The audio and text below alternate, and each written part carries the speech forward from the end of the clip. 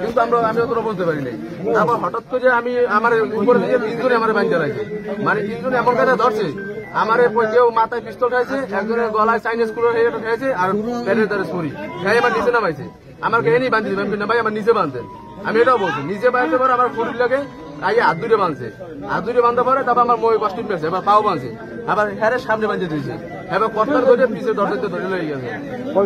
ওরা প্রায় 27 জন ছিল, সব পোলাপান, বয়স একজনের মনে করেন 17, 18, এবার 20-এর উপরে আছে।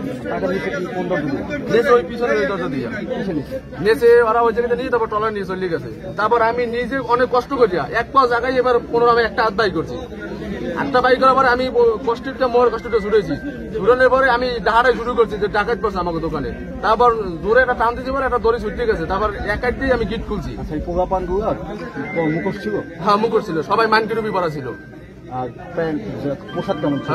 একজনের জ্যাকেট পরা, একজনের টুপি পরা, তারপর কেউ খালি হারা কোনো কথা করা, খালি এরকম ইশারায় কথা বলছে।